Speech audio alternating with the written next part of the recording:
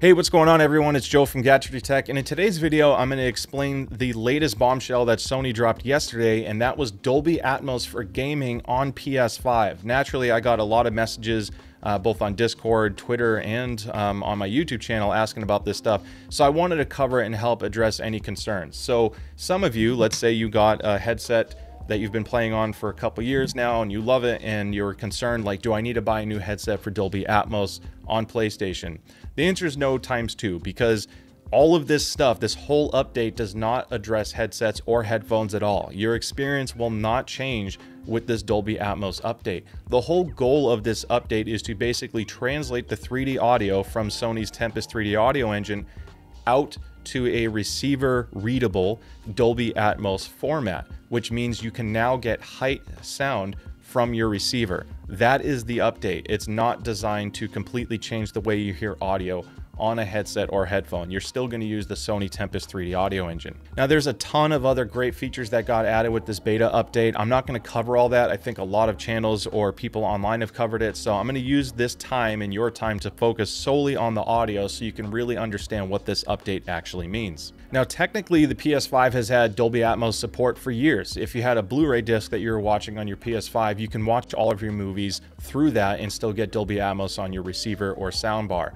This update at the time of this video still does not address the app issue, meaning Netflix, for example, with Dolby Atmos support still will not have Dolby Atmos if you're playing it through a PS5. So if you have a Dolby Atmos system, it may not help you so much on the movie side. I always recommend a dedicated streamer or another means to watch it with true Dolby Atmos support. This is purely for the gaming side. For those of you looking for this feature on your PlayStation 5, right now this is only available on the beta, and if Sony follows to form, it will likely be out to the public in a couple months. You can get the beta if you get access. You have to apply to register online, and after doing so, wait for a code to show up or ask if you know anyone that has a code that they're willing to share. Once the update is done, all you have to do is go to your audio output settings on your PS5 and scroll all the way down, and you will see the option to enable Dolby Atmos. Now, what's confusing is they don't explicitly state what you're sending Atmos to, and in this case it's only through your HDMI audio out. It's not affecting your headset or headphone audio. This is just for what's connected to your receiver or soundbar, for example. So it's important to select the right one. Now, there's already a huge selection of 3D audio based games for Sony's PS5, and that list should in theory all be sent out with Dolby Atmos. I haven't been able to test every single game, but I did try Gran Turismo, Ratchet & Clank Rift Apart, and Spider-Man Miles Morales, and they all work fine. They triggered the whole Dolby Atmos thing on the receiver, so all was working great there. Now, depending on the audio design, that will also affect what you hear on your height speakers. It's not like every single game is going to make gratuitous use of all of the channels that you paid for, but this is all to support that should the sound engineer have included it with the game. So now that we covered the basics of what this update does, what it doesn't do, and how you can benefit from it, I want to explain how spatial audio works, at least at a high level, so you can understand what this all actually means on the back end. Dolby Atmos and the Tempest 3D audio, they're object-based surround systems, or surround processing, I guess. So traditionally on older tracks, you had left and right stereo sound. And depending on your imaging, the audio engineer making the game, for example, we'll stick with gaming to keep it simple, will say, if it's on your left, you should only hear it on your left. And it's over there, you should hear the left a little bit louder than the right. You know, a simple stereo pan effect, and that's how you would get your imaging awareness.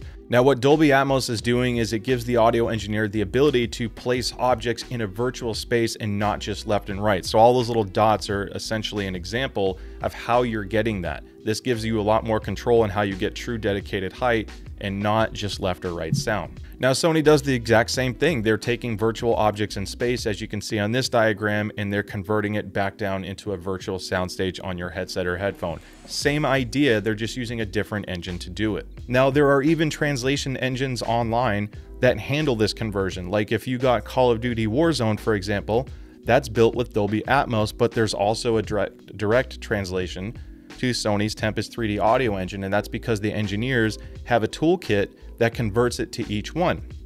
So you're not really losing out if you have Atmos or not. It's just a different program to create object-based sound.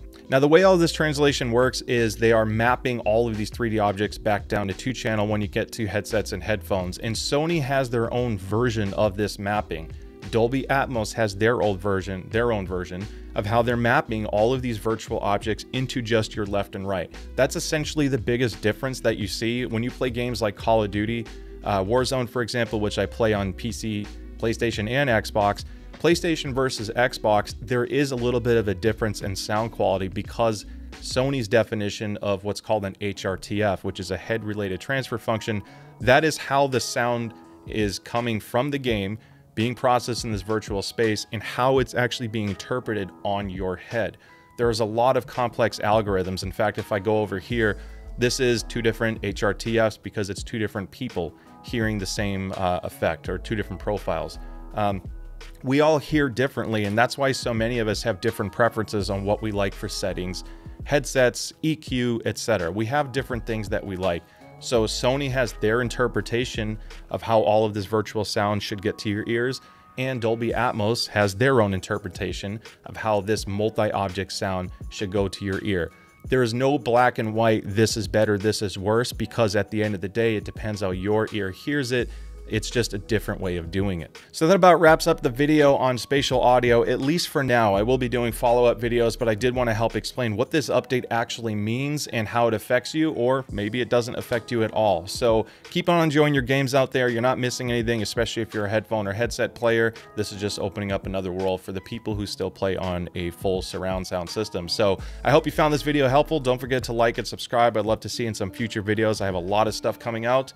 Thank you so much, and I'll see you next time. Bye.